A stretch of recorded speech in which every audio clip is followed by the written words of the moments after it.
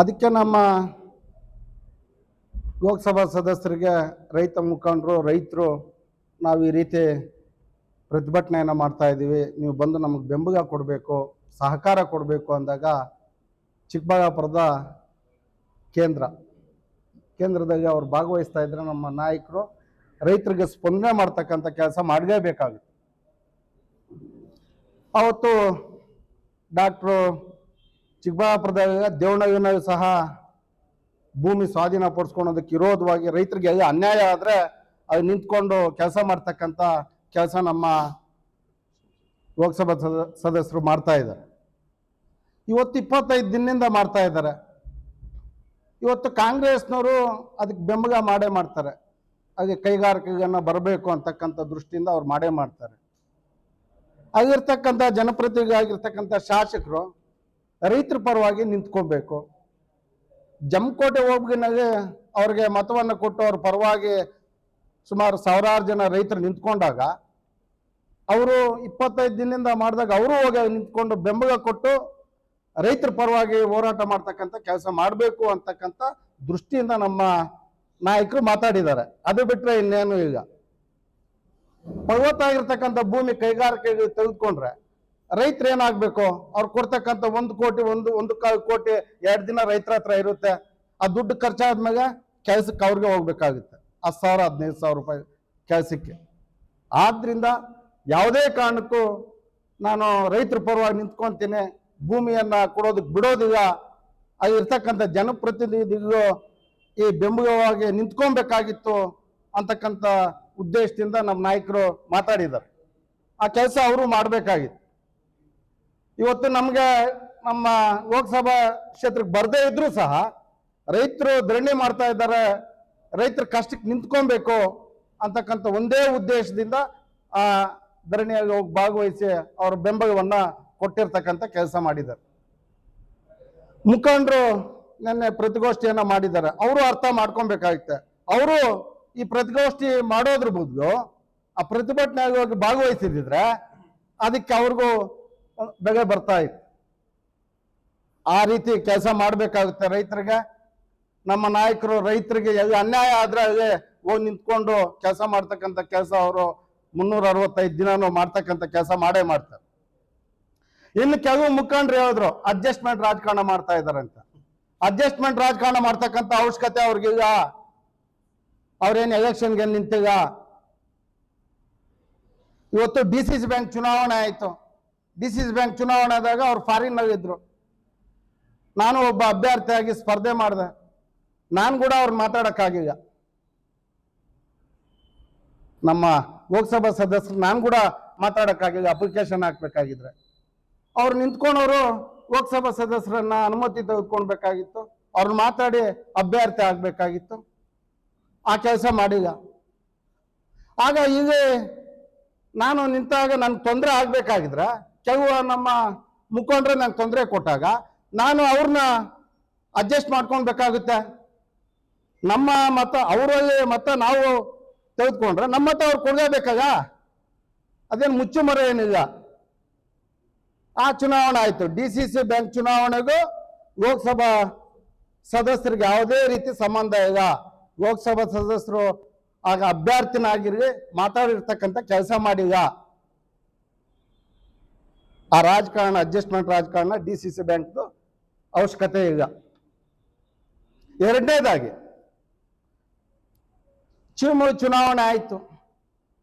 ಅಭ್ಯರ್ಥಿನ ಯಾವ ರೀತಿ ನಮ್ಮ ನಾಯಕರು ಅಭ್ಯರ್ಥಿಗಳನ್ನ ಹಾಕ್ಸಿದ್ರೆ ಯಾವ ರೀತಿ ಕೆಲಸ ಮಾಡ್ತಾರೆ ಅಂತಕ್ಕಂಥದ್ದು ಸುಮಾರು 13 ವರ್ಷದಿಂದ ನೋಡಿದ್ದೀರಿ. ಇವತ್ತು PID ಬ್ಯಾಂಕ್ 50 ವರ್ಷ ಇತ್ತು ಅವ್ರ ವರ್ಷದಾಗೆ. ಇವರು MLA ಆಗಿದ್ದು ಫಸ್ಟ್ ಟೈಮಾಗೆ ಆ PID ಬ್ಯಾಂಕ್ನ ಯಾವ ರೀತಿ ತೆಗೆದುಕೊಂಡ್ರು, ಯಾವ ರೀತಿ ಚುನಾವಣೆ ಮಾಡಿದ್ರು ಅಂತಕ್ಕಂಥದ್ದು ಎಲ್ರಿಗೂ ಜನಕ್ಕೆ ಗೊತ್ತಿದೆ. ನಮ್ಮ ನಾಯಕರು ಹೇಳಿದ್ರು, ನೀವು ಯಾರಾದರೂ ಅಭ್ಯರ್ಥಿ ಆಗ್ರಿ ಅದ್ರ ಸಂಪೂರ್ಣ ವೆಚ್ಚವನ್ನು ನಾನು ಹಾಕ್ತೀನಿ ಅಂತಕ್ಕಂಥ ಮನವಿಯನ್ನು ಮಾಡಿದ್ರು. ಇವತ್ತು ನಮ್ಮ ದೇವಣ್ಣವ್ರು ಇದ್ದಾರೆ, ನಾರಾಯಣ ಸ್ವಾಮಿ ಅವರು ಇದ್ದಾರೆ. ನನಗೂ ಹೇಳಿದ್ರು, ನಾನು ಯಾಕೆ ಅಂದರೆ DCC ಬ್ಯಾಂಕ್ ಚುನಾವಣೆ ನಿಂತಿದ್ದೆ, ಆ ಕಾರಣದಿಂದ ನಾನು ಶಿವಮೊಗ್ಗ ನಿಂತ್ಕೊಳೋದಿಲ್ಲ ಅಂತಕ್ಕಂಥ ಮನವಿಯನ್ನು ನಮ್ಮ ನಾಯಕರಿಗೆ ಮಾಡಿದೆ. ಯಾರು ಅಭ್ಯರ್ಥಿ ಆಗದೆ ಬರ್ದೇ ಇದ್ದಾಗ ಅವ್ರೇನ್ ಮಾಡಕ್ಕಾಗುತ್ತೆ?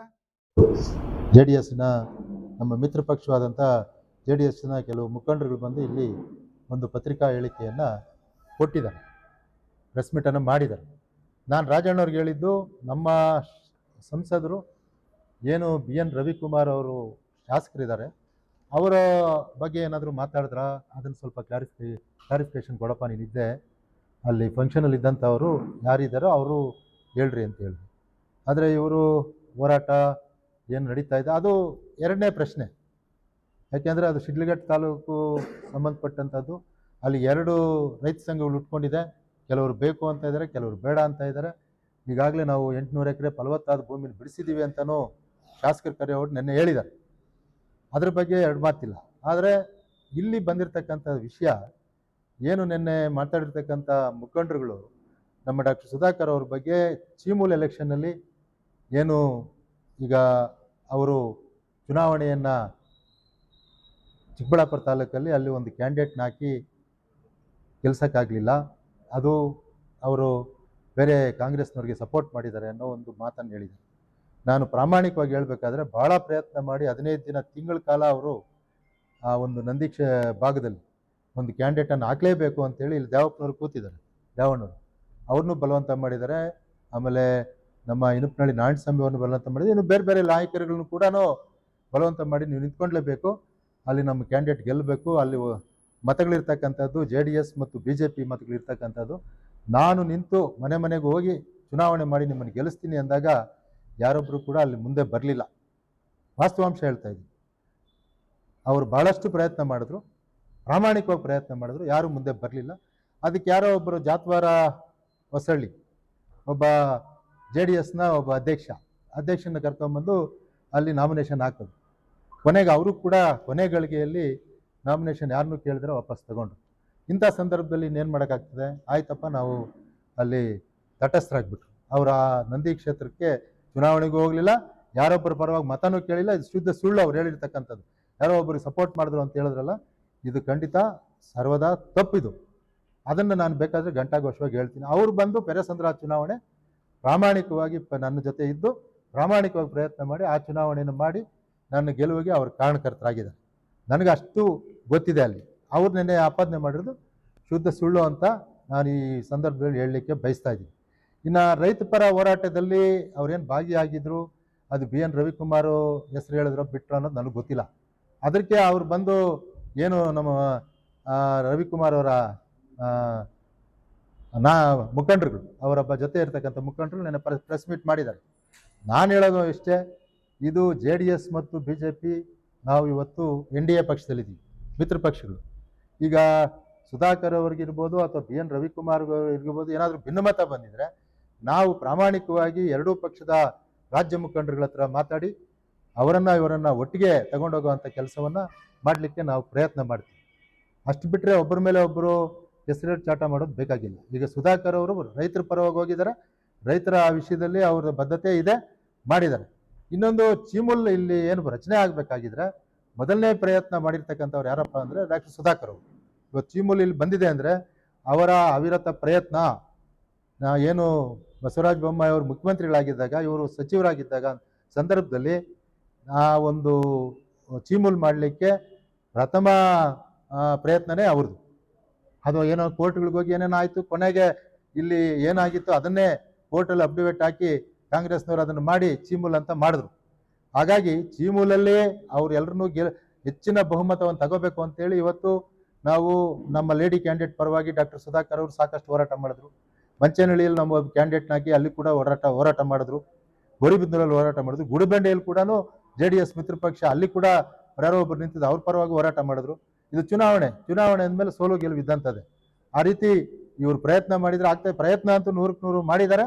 ಆದರೆ ಚುನಾವಣೆಯಲ್ಲಿ ಸೋಲು ಗೆಲುವು ಸಹಜ. ಆದರೂ ಕೂಡ ಇವತ್ತು NDA 5 ಜನ ಅಲ್ಲಿ ಇದ್ದೀವಿ, ಎಲ್ಲಿ ಚೀಮೂಲಲ್ಲಿ. ಹಾಗಾಗಿ ಇದನ್ನು ಸುಮ್ಮನೆ ದೊಡ್ಡ ರಾದ್ದಾಂತ ಮಾಡುವಂಥ ಅವಶ್ಯಕತೆ ಅವ್ರು ಇರಲಿಲ್ಲ, ಮಾಡಬಾರ್ದಾಗಿತ್ತು ಈ ಪ್ರೆಸ್ ಮೀಟು. ಆದರೂ ಮಾಡಿದ್ದಾರೆ. ಇದನ್ನು ಮುಂದಿನ ದಿನಗಳಲ್ಲಿ ಸರಿಪಡಿಸ್ಕೊಂಡು ಹೋಗುವಂಥ ಕೆಲಸವನ್ನು ನಮ್ಮ ಹೈಕಮಾಂಡ್ಗೆ ಹೇಳಿ ನಾವು ಮಾಡ್ತೀವಿ ಅಂತ ನಾನು ಈ ಸಂದರ್ಭದಲ್ಲಿ